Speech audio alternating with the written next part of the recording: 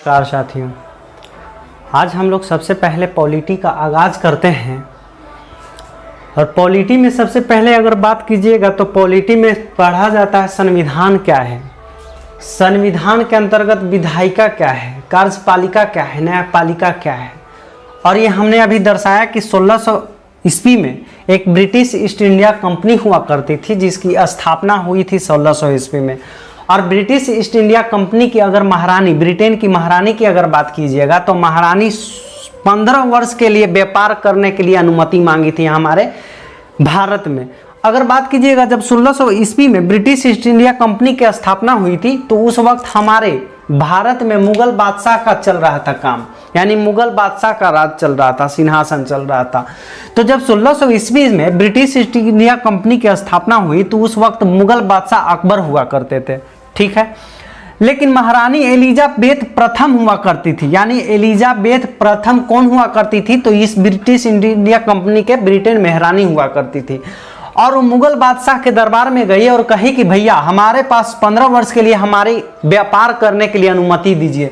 हम स्थापना कर दिए हैं 1600 ईस्वी में ब्रिटिश ईस्ट इंडिया कंपनी की, लेकिन हम चाहते हैं कि भारत में पूर्ण रूप से हम व्यापार करें। तो मुगल बादशाह अकबर कहे कि ठीक है, आप व्यापार करना चाह रहे हैं तो आप व्यापार कीजिए, हमें कोई दिक्कत नहीं है। तो इसने व्यापार करने लगे। महारानी एलिजाबेथ प्रथम ने इस ब्रिटिश ईस्ट इंडिया कंपनी के तहत 1600 ईस्वी में जिसका स्थापना किया था वो व्यापार करने लगी, ठीक है।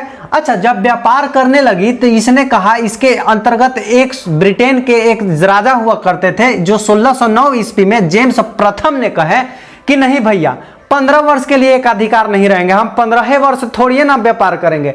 जब हम व्यापार लाइन में घुस गए हैं तो हम व्यापार बहुत अच्छे तरीके से करेंगे। तो 1609 ईस्वी में जेम्स प्रथम ने अपना स्टेटमेंट दिया कि 15 वर्ष के लिए खत्म कर दिया गया और अनिश्चित काल यानी अब हम मन करे तो हम कभी भी व्यापार कर सकते हैं, हमारा मन करे तो नहीं भी कर सकते हैं, यानी कि जेम्स प्रथम कहा। अच्छा, जब मुगल अकबर हुआ करता था उस वक्त बादशाह, तो उस वक्त अगर बात कीजिएगा तो औरंगजेब इसके बाद मरेगा ना, हो मर जाएगा ना, तो अकबरवा मर गया। तो अकबरवा जब मर गया तो इसके बाद जो औरंगजेब का जब सिलसिला चल रहा था, व्यापार चल रहा था, तो औरंगजेब का 1707 ईस्वी में मुगल बादशाह हुआ करता था औरंगजेब। अब औरंगजेब जब 1707 ईस्वी में मर गया तो इसका कोई भी बेटा योग नहीं बना, कोई योग नहीं बना। मान लीजिए ये नीतीश कुमार है, नीतीश कुमार के ये बेटवा है, छोटा है, नीतीश कुमार बड़ा है, तो इसका बेटा आप नाम सुने हैं कभी? क्योंकि योग्य नहीं है, मतलब इसके लायके नहीं है गद्दी पर बैठने लायक, तो काहे गद्दी पर बैठ रहा है? नहीं। अच्छा, लालू है और लालू के बेटवा है, अभी देख रहे हैं तेजस्वी महाराज कितना धूमधाम से इधर रैली उधर रैली कर रहा है, ये इसका मतलब ये योग है। अगर योग बेटा रहेगा तो कुछ अपने शासन काल यानी कि बहुत अच्छे तरह से देखेगा कि क्या हमारे देश में सही हो रहा है कि गलत हो रहा है। और जब योग रहबे नहीं करेगा तो कैसे देखेगा, संचालन कैसे करेगा? तो बात की बात है।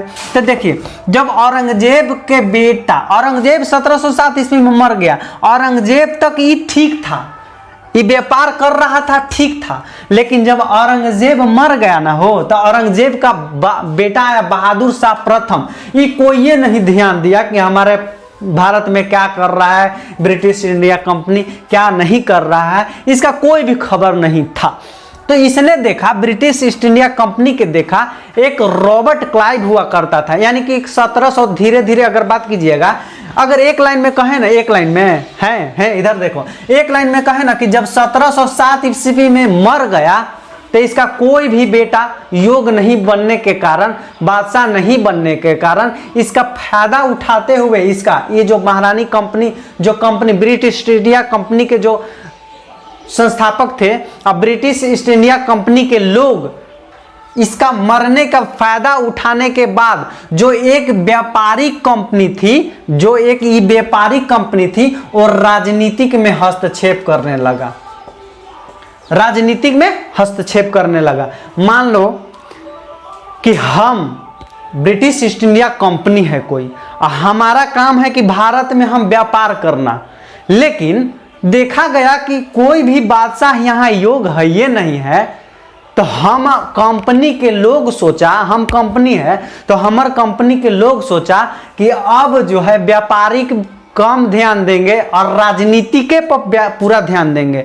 और राजनीतिक जब हमारा हो जाएगा, हम हैं ब्रिटेन के, जब हमारा राजनीतिक भी हमारा ही हो जाता है, तो इस प्रकार से हमको भारत में कोई टैक्स से व्यापार कितना करें, हमको टैक्स नहीं देना पड़ेगा। है, समझ में आ रहा है? मतलब टैक्स नहीं देना पड़े, इसी के संचालन करते हुए ब्रिटिश ईस्ट इंडिया कंपनी जो एक व्यापारिक रूप से कंपनी थी, वो जब औरंगजेबवा मर गया तो इसका बेटवा कोई योग्य नहीं बना, तो राजनीतिक पकड़ लाने लगा, यानी राजनीतिक में हस्तक्षेप करने लगा।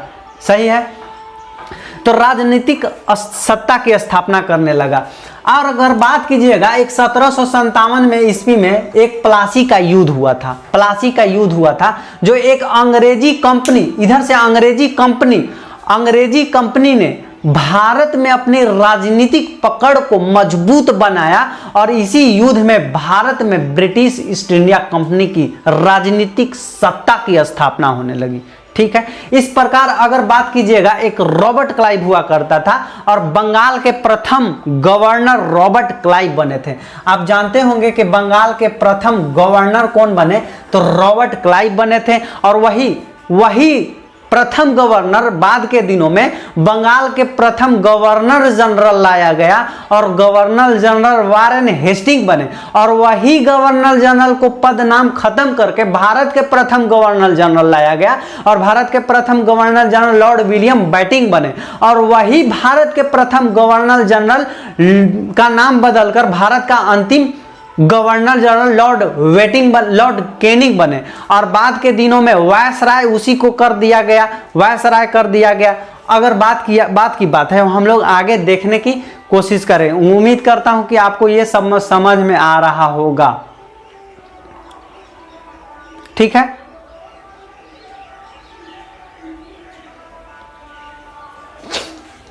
अच्छा, इसके बाद अगर हम बात करते हैं 1773 का रेगुलेटिंग एक्ट। अच्छा, आप कहोगे सर 1773 का रेगुलेटिंग एक्ट डायरेक्ट काहे कह दिए, इसको समझाए है ये नहीं है। और 1773 का रेगुलेटिंग ई का है का कर रहे हैं, मजाक कर रहे हैं का? तो ना चला, मजाक नहीं कर रहे हैं, हम सीरियस कर रहे हैं। अगर हम बात करें 1773 का रेगुलेटिंग एक्ट, इसका बहुत ऐतिहासिक महत्व है चला। ठीक है? क्योंकि अंग्रेजी कंपनी को नियंत्रण में रखने के लिए अंग्रेजी सरकार के द्वारा पारित किया गया यह पहला अधिनियम था। अच्छा, अगर बात किया जाए कि 1773 का रेगुलेटिंग एक्ट क्यों पारित किया गया। अच्छा देखो, मान लो कि हम भारत के प्रधानमंत्री हैं, नहीं ठीक है, हम नहीं हैं, मोदी साहब हैं। मोदी जी जो है प्रधानमंत्री हैं, मान लो कि हम उनका चेला हैं, हम कंपनी बन गए, तो हमारा मोदी जी कहें कि आप जाइए ब्रिटेन में और वहां व्यापार करने लगिए, तो हम जाके व्यापार करने लगे, मान लो कि ये जो है मोदी जी है, मोदी जी के ये जो है ये कंपनी है, तो कहें कि जाइए आप ब्रिटेन में जाइए, तो ये कंपनियां ब्रिटेन में जाने लगा। अब मोदी जी, ये वाला मोदी जी कहें कि आप जो है व्यापार करिएगा, तो मोदी जी कहे कि व्यापार कीजिएगा, लेकिन हम जो वहां जाके व्यापार करने के बाद वहां मान लेते हैं कि हम वहां राजनीति करने लगेंगे, तो मोदी जी हमारा क्या करेंगे, चुम्मा लेंगे का? नहीं। ब्रिटेन के लोग वहां इनसे संपर्क किया मोदी जी से और कहें कि देखिए आपका मोदी जो घर भेजे थे आप कंपनी व्यापार करने के लिए, तो राजनीति कर रहा है, गलत बात है मोदी जी। तो ये कहाँ, यहाँ से एक इसको रोकने के लिए, कंपनी को रोकने के लिए कोई अधिनियम, कोई एक्ट पारित करने लगे कि इसी एक्ट के दायरे में इस कंपनी को रहना है। मान लीजिए कि रेगुलेटिंग एक्ट यानी 1773 ईस्वी में मान लीजिए ये एक्ट कहें कि ये वाला जो है एक्ट हम लागू करते हैं इस कंपनी पर और यही के अंतर्गत काम करना है, इससे ज़्यादा बढ़िएगा हो जाए तो गड़बड़, इससे ज़्यादा नहीं बढ़ना। सेम उसी का काम करते हुए भारत में हुआ। भारत में हुआ, यानी कि ब्रिटेन वाला यहाँ व्यापार करने लगा। व्यापार, ये कंपनी जो व्यापार करती थी, भारत में कंपनी व्यापार करती थी, लेकिन राजनीतिक में हाथ बढ़ा दी तो ब्रिटेनवा वाला जो है, ब्रिटेन यानी भारत वाला लोग कहा कि देखिए, ब्रिटेन से कहा कि आपका कंपनी गलत कर रहा है, ठीक है। तो ब्रिटेन वाला कहा कि हाँ ठीक है, जब गलत कर रहा है तो हम एक्ट पारित करेंगे, कुछ इसका एक्ट पारित करेंगे, और इस एक्ट में जो चीज लिखा हुआ रहेगा उससे अगर ये ज्यादा करेगा तो इसको, कंपनी को हम खत्म कर देंगे और हम ब्रिटेन के महाराजा हैं, हम ही शासन करेंगे, ठीक है। उम्मीद करता हूं कि ये मजेदार तरीके से समझा दिए होंगे। ऐसा समझाने में हम मान लेते हैं कि सफल रहे, ठीक है। तो 1773 ईस्वी का रेगुलेटिंग एक्ट लाया गया। बहुआ रे, जब 1773 ईस्वी का रेगुलेटिंग एक्ट लाया गया तो यानी कि ब्रिटिश द्वारा पहला अधिनियम है, ब्रिटिश द्वारा ये पहला एक्ट पारित किया गया, और इसमें लिखा गया था कि इस एक्ट के तहत कलकत्ता में सुप्रीम कोर्ट की स्थापना होगा। कलकत्ता में सुप्रीम, एससी का मतलब सुप्रीम कोर्ट का स्थापना हो गया, और 1774 ईस्वी में इसका स्थापना हुआ। बाबू ध्यान देना, 1773 का रेगुलेटिंग एक्ट के तहत कलकत्ता में सुप्रीम कोर्ट की स्थापना हुआ, लेकिन इस सुप्रीम कोर्ट की स्थापना 1774 ईस्वी में हुआ था। और कलकत्ता में सुप्रीम कोर्ट के अंतर्गत मान लीजिए 1773 ईस्वी में कह दिया गया रेगुलेटिंग एक्ट के द्वारा कि खुलेगा, सुप्रीम कोर्ट बनेगा, लेकिन 1774 ईस्वी में सुप्रीम कोर्ट की स्थापना की गई, और इसका प्रथम मुख्य न्यायाधीश होता है, और इसका प्रथम मुख्य न्यायाधीश की बात करिएगा तो सर एलिजा इम्पे बनी थी। उम्मीद करता हूं कि हम इसको समझाने में सफल हुए। अगर बात कीजिएगा तो इसमें एक और बात किया गया था कि यानी 1773 का रेगुलेटिंग एक्ट के तहत जो बंगाल के गवर्नर के अधिकार को, यानी कि जो बंगाल के जो गवर्नर होगा इसको इजाफा कर दिया गया, ताकत शक्ति कुछ बढ़ा दिया गया। जो पहले अगर बात कीजिएगा 1773 के पहले की बात कीजिएगा तो उस वक्त बंगाल के गवर्नर हुआ करता था, लेकिन 1773 के रेगुलेटिंग एक्ट के तहत बंगाल के गवर्नर को इजाफा कर दिया, शक्ति बढ़ा दिया गया, और इसको पद को खत्म करके बंगाल के गवर्नर जनरल पद लाया गया, और इस पर बैठने का काम, यानी कि बंगाल के गवर्नर जनरल पर पद प्रथम व्यक्ति जो बैठे थे लॉर्ड हेस्टिंग बैठे थे। कौन बैठे थे चला? लॉर्ड हेस्टिंग बैठे थे, यानी लॉर्ड वारेन हेस्टिंग, यानी कि लॉर्ड वारेन हेस्टिंग कह सकते हैं इसको। Lord Warren direct Warren Hastings बैठे थे। अगर बात कीजिएगा इस एक्ट में प्रयास और भूल की संज्ञा दी गई थी। अगर बात कीजिएगा कि इसमें क्या कहा गया था कि इस एक्ट को 1773 ईस्वी के रेगुलेटिंग एक्ट को इसमें प्रयास और भूल की संज्ञा दी, प्रयास और भूल की संज्ञा दी गई। अच्छा, प्रयास और भूल की संज्ञा क्यों दिया गया? ये क्योंकि ब्रिटेन से पहला अधिनियम पारित किया गया 1773 ईस्वी में। देखिए, कोई भी अगर काम कीजिएगा ना, मान लीजिए आपके घर में कोई मेहमान आता है, ठीक है, जब आपके घर में कोई मेहमान आ जाता है तो देखते हैं पहला बार कोई आता है ना तो बड़ी खातिरदारी होता है, अरे ऊ लाओ, अरे ई लाओ, अरे ई कमी हो गया, ऊ कमी हो गया, लेकिन फिर भी अपने आप से संतुष्ट नहीं रहते हैं कि हम उसको खुश कर पाए, ठीक है। यानी कि मतलब ये निकला कि हम पहला बार कोई भी काम करते हैं तो कुछ कमी हो ही जाता है, प्रयास अपने से ज्यादा करते हैं लेकिन कुछ भूल का संज्ञा हो ही जाता है। तो वही बात किया 1773 का इस रेगुलेटिंग एक्ट में, हम अपने से प्रयास बहुत किया ब्रिटेन वाले कि हम कंपनी को एकत्रित करेंगे, बांध के रखेंगे, लेकिन कुछ ना कुछ भैया भूल हो गया।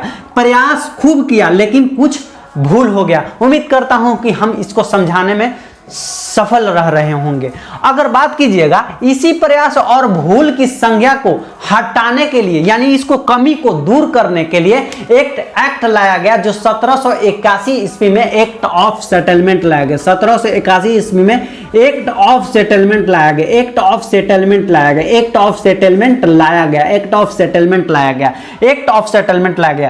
क्या प्रयास और भूल की संज्ञा दिया किसको? 1773 ईस्वी को। लेकिन इसी को दूर करने के लिए 1781 ईस्वी में एक्ट ऑफ सेटलमेंट लाया गया, एक्ट ऑफ सेटलमेंट लाया गया। अगर बात कीजिएगा तो 1773 ईस्वी के रेगुलेटिंग एक्ट के तहत एक बात और किया गया, क्या कि इस एक्ट के तहत कंपनी के जितना भी कर्मचारी होंगे, इस एक्ट के तहत जितना भी, मान लीजिए इस एक्ट के तहत जितना भी कर्मचारी होंगे, यानी कि जितना भी कर्मचारी 1700 ईस्वी का रेगुलेटिंग एक्ट के तहत जितना भी कर्मचारी होंगे, निजी व्यापार कर रहे होंगे तथा भारतीय लोगों से रिश्वत लेने को प्रतिबंध कर दिया गया। ठीक है, मान लेते हैं कि ब्रिटेन वाला है, ब्रिटेन वाला जो 1773 ईस्वी का रेगुलेटिंग एक्ट के तहत जो ब्रिटेन वाला कर रहा था, तो ब्रिटेन लोग के वर्ग के ना कर्मचारी रहेंगे।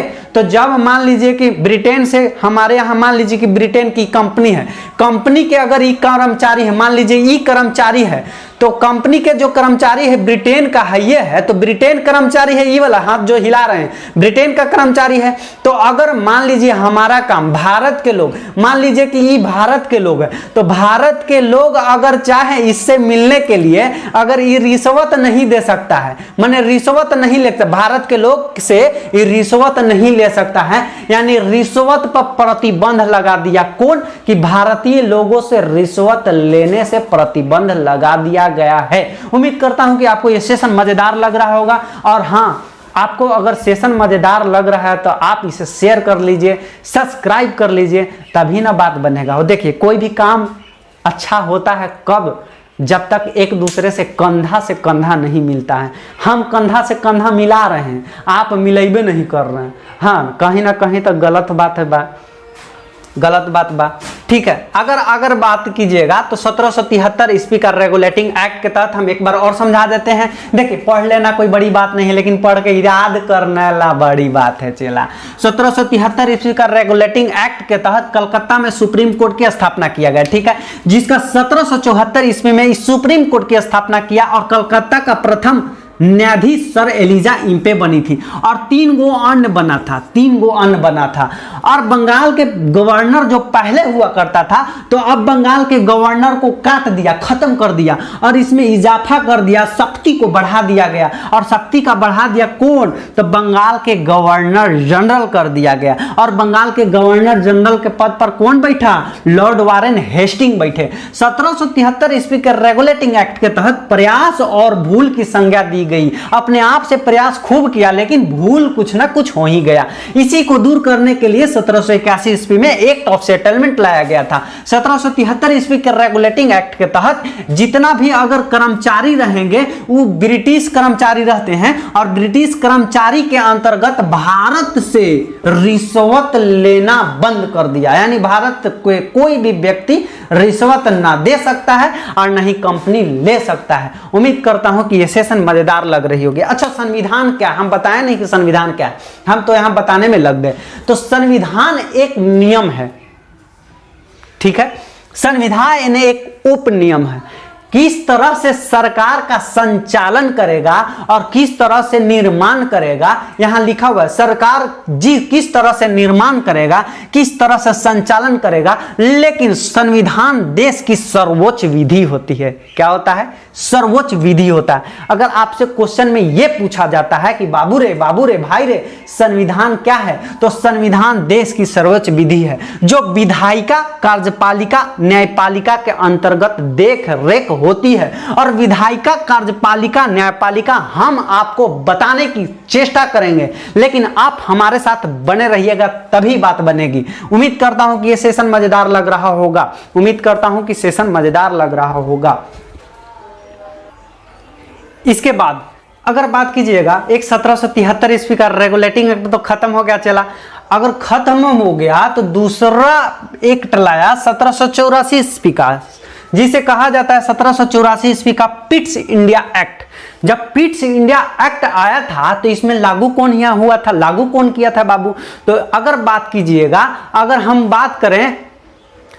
हम बात करें कि 1784 ईस्वी का पिट्स इंडिया एक्ट कौन लागू किया था, तो पिट्स इंडिया एक्ट जो लागू किया था इंग्लैंड के प्रधानमंत्री विलियम पिट द्वारा प्रस्तुत किया गया था। देखिए, लेकिन 1784 ईस्वी का पिट्स इंडिया एक्ट जो लागू किया था इंग्लैंड के प्रधानमंत्री विलियम पिट, लेकिन इसका जो गवर्नर जनरल थे कौन, वारेन हेस्टिंग थे।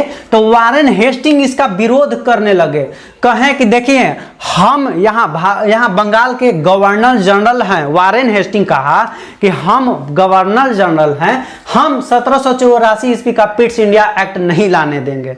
अब क्यों नहीं लाने देंगे? ये कहीं ना कहीं भारत को अच्छा नहीं था, यानी वारेन हेस्टिंग भारत को अच्छा सपोर्ट दिया करते थे और 1784 ईस्वी का पिट्स इंडिया एक्ट कहीं ना कहीं खराब था भारत के लिए। इसी को साथ देने के लिए, साथ हमारा भारत को साथ वारेन हेस्टिंग दे रहे थे, लेकिन विरोध करने लगे कि कहीं ना कहीं भारत के लिए अच्छा बात नहीं है, हम नहीं लाने देंगे। तो इंग्लैंड के प्रधानमंत्री कहें कि हम प्रधानमंत्री हैं, हम तोरा भेजे हैं प्रस्तुत यानी प्रतिनिधि बनाकर, हम जो कर रहे हैं करो। तो ये छोड़ दिया बेचारा, इस 1785 ईस्वी में छोड़ दिया। 1772 ईस्वी में बना था गवर्नर जनरल और 1785 ईस्वी में छोड़ दिया। उसके अंतर्गत 1784 ईस्वी का पिट्स इंडिया एक्ट के द्वारा एक बोर्ड ऑफ डायरेक्टर BOD मतलब बोर्ड ऑफ डायरेक्टर पद लाया गया और एक बोर्ड ऑफ कंट्रोलर पद लाया गया।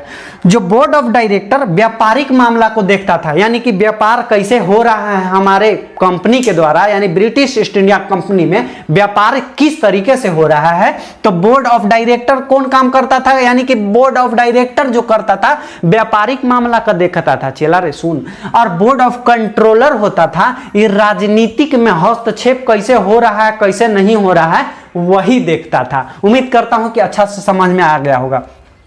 लेकिन 1784 ईस्वी का एक्ट अगर बात कीजिएगा तो इसमें कहीं दो मत नहीं है, यानी कि ज्यादा दिन तक नहीं चला था। इसमें एक संशोधन किया गया, किसमें? तो इसमें एक संशोधन किया गया, एक 1786 ईस्वी में अमेंडमेंट एक्ट के द्वारा संशोधन किया गया था। और अमेंडमेंट एक्ट को अधिकार ये देता है कि इसमें वीटो का अधिकार दिया गया है, यानी कि वीटो का अधिकार किस संशोधन में किया गया था? तो 1786 ईस्वी में। ऐसे ही एकदम याद रहिएगा ना हो कि 1786 में अमेंडमेंट एक्ट लाया गया जिसे वीटो का अधिकार प्राप्त कर दिया गया। वीटो का अधिकार मतलब क्या होता है कि जो भी बंगाल के गवर्नर जनरल रहेंगे, तो बंगाल के गवर्नर जनरल जो भी रहेंगे, तो बंगाल के गवर्नर जनरल की बात कीजिएगा, कुछ होकर मतलब पद को स्थगित कर सकता है, यानी कि कोई भी अधिकार वो अपने पैकेट में रख सकता है। मान लीजिए कि मान लीजिए कानून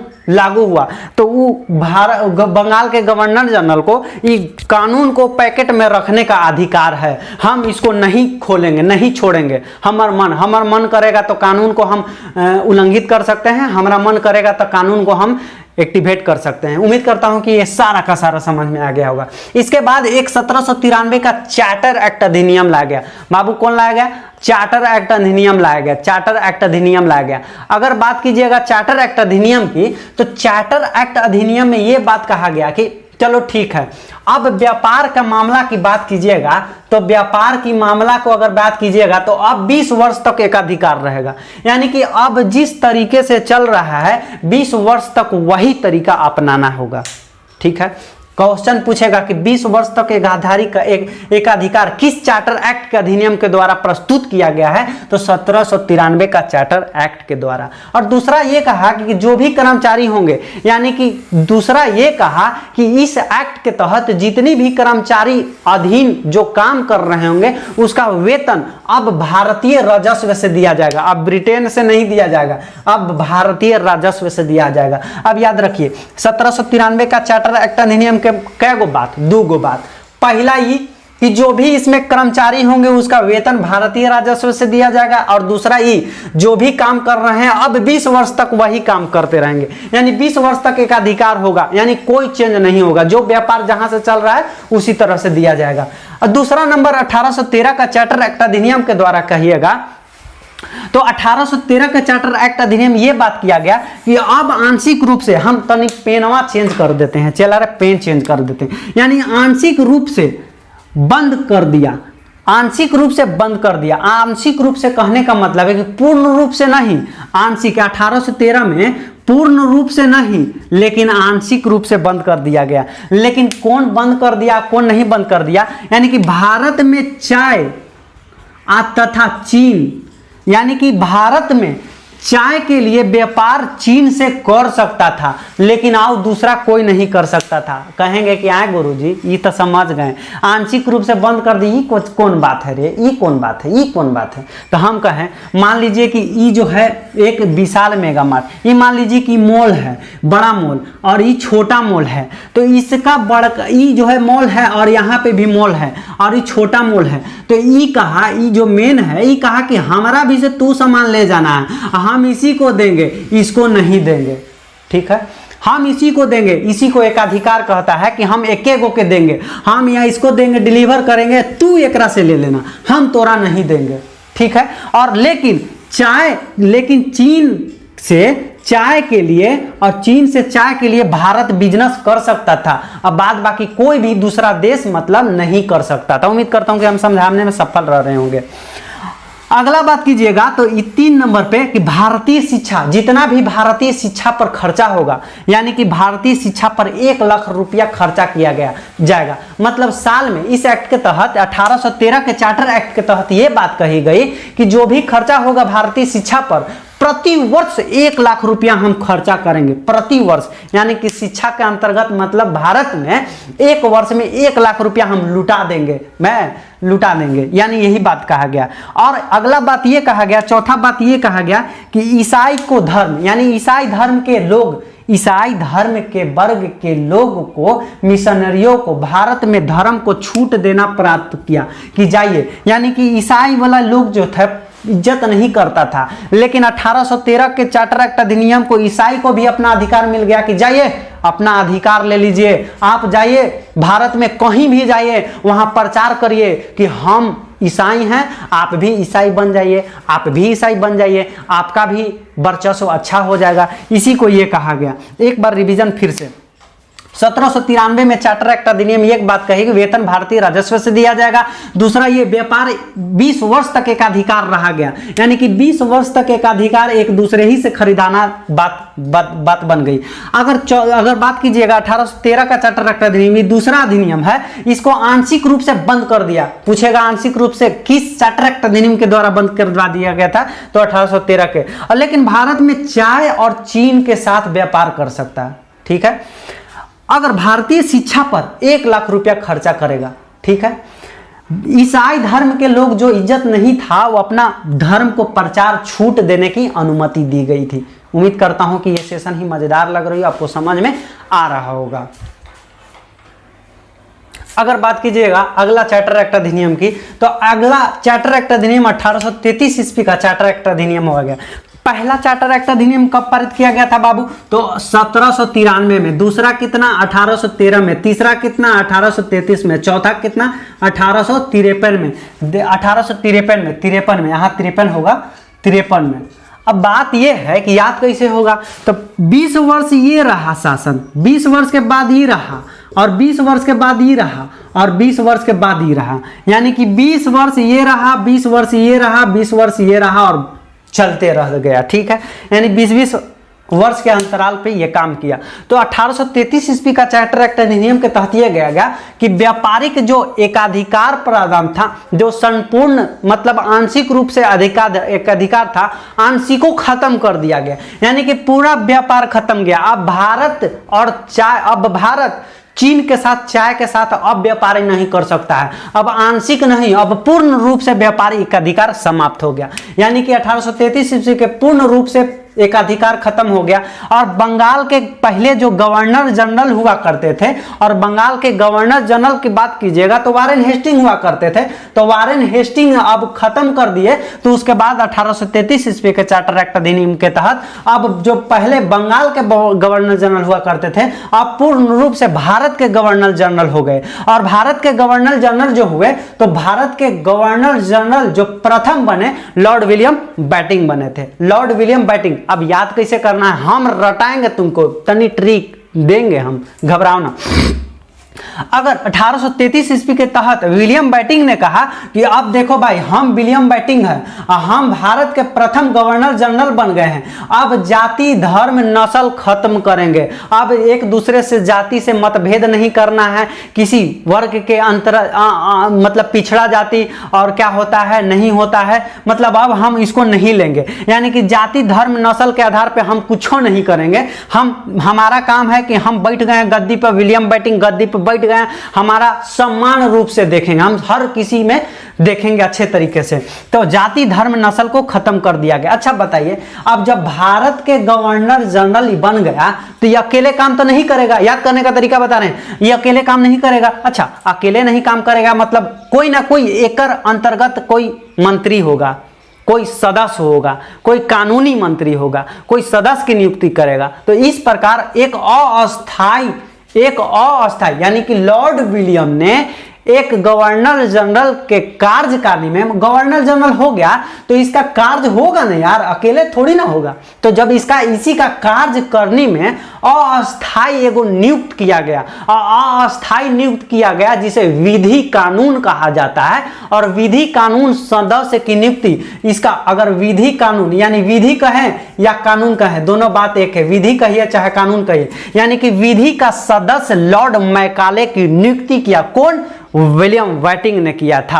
उम्मीद करता हूं कि आपको यह सेशन मजेदार लग रहा होगा। इसके बाद अब 20 साल के बाद आइए, तो 20 साल के बाद 1853 का चार्टर एक्ट अधिनियम, ये सब कंपनी का चल रहा है। कंपनी यानी कि ब्रिटेन का जो रहता था, ब्रिटेन के हेड ऑफ डिपार्टमेंट महाराजा महारानी रहती थी, वहां के लोगों ने ब्रिटिश ईस्ट इंडिया कंपनी के एकाधिकार यानी ब्रिटिश ईस्ट इंडिया कंपनी को अपने रोल में, यानी कि ब्रिटिश ईस्ट इंडिया कंपनी ने एक्ट पारित कर दिया कि इस कंपनी के दायरे में रहना है। अगर फिर भी इस दायरे में नहीं रहेगा तो क्या करेगा, इसको पूरा खत्म, कंपनी को हटा देगा, कहेगा कि हम महाराजा हैं, अब हम वहीं से देख रेख करेंगे। उम्मीद करता हूं सेशन अच्छा लग रहा हो। 1853 का चार्टर एक्ट अधिनियम की बात कीजिएगा तो यह अंग्रेजी सरकार के यानी कि अंग्रेजी कंपनी के अधीन पारित अंतिम अधिनियम है, जिनकी प्रमुख विशेषता है, जब तक ये बात कहा गया कि 1853 में जब तक महारानी की इच्छा होगी तब तक व्यापार करते रहेगी। जब तक महारानी की इच्छा होगी, वहां ब्रिटेन वाला महारानी की इच्छा होगी अपने कंपनी से व्यापार करवाते रहेगी, और उसका अधिकार है भाई, अधिकार है। और इसमें प्रमुख विशेषता ये बात है, इसमें 1853 का चार्टर एक्ट अधिनियम के तहत इसमें प्रमुख विशेषता ये है कि पहली बार यानी कि पहली बार सिविल प्रतियोगिता परीक्षा करने की बात कही गई। इससे पहले अगर बात कीजिएगा तो सिविल सेवा का पहले बोर्ड ऑफ डायरेक्टर में कर देता था। बोर्ड ऑफ डायरेक्टर जो होता था, पहले हम बताया थे कि 1784 ईस्वी के पिट्स इंडिया एक्ट के द्वारा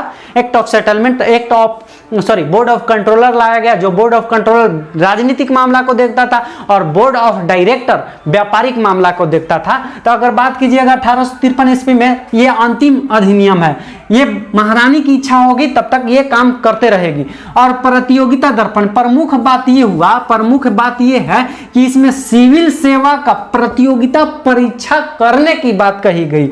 और इससे पहले प्रतियोगिता परीक्षा नहीं होता था सिविल के लिए, पहले बोर्ड ऑफ डायरेक्टर में कर देता था नियुक्ति। और उम्मीद करता हूं कि आपको यह सेशन अच्छा लग रहा होगा। अब बात कीजिएगा तो अब धीरे धीरे कंपनी जो कंपनी अब है, शासन खत्म हो गया। अब ब्रिटिश सरकार के ये अप्रत्यक्ष रूप से शासन करवा रहा था, अप्रत्यक्ष रूप से शासन करवा रहा था, लेकिन अब ब्रिटिश वाला प्रत्यक्ष रूप से शासन करवा रही है, करेगी अपने खुद से। मान लीजिए कि हम जो टैक्स दे रहे हैं, मान लीजिए कि हम टैक्स देते हैं भारत सरकार के, तो अप्रत्यक्ष रूप से देते हैं। हम कुरकुरे लेते हैं तो कुरकुरे वाला जो टैक्स लेता है तो वो अपना देता है। लेकिन अगर हम डायरेक्ट अगर टैक्स देते हैं तो इसका मतलब होता है प्रत्यक्ष। मतलब मान लीजिए कि ये जो कंपनी हुआ करती थी, एक मिनट थोड़ा इधर गौर कीजिएगा। ब्रिटिश ईस्ट इंडिया कंपनी, ये जो कंपनी थी, मान लीजिए हम सरकार हैं ब्रिटिश सरकार के, तो हम इसको कहें कि आप राज कीजिए, लेकिन ये अच्छा तरीके से काम नहीं करेगा तो इसको कहेंगे कि चल अब तू रह। अब अप्रत्यक्ष रूप से ये कर रहा है, हम करवा रहे हैं अप्रत्यक्ष रूप से, लेकिन अब कहें कि अब तोर बस की बात ना है, अब हमें खुद दे, यानी कि हम अब खुद प्रत्यक्ष रूप से काम करेंगे, यानी प्रत्यक्ष रूप से हम खुद इस पे कार्रवाई करेंगे। उम्मीद करता हूं ये सेशन मजेदार लग रहा होगा। अगर देखिए, काम होता है कंधा से कंधा, जब तक नहीं मिलता है मामला सेट नहीं होता है। सबसे पहले तो आपसे नम्र निवेदन है भाई कि इस वीडियो को लाइक कर दीजिए, शेयर कर दीजिए और आप अपने चैनल को सब्सक्राइब कर लीजिए, ताकि आने वाले दिनों में मैं अपनी उन्नति के साथ वीडियो बनाएं और आप तक हम पहुंचाने का कष्ट करें। Thank you sir.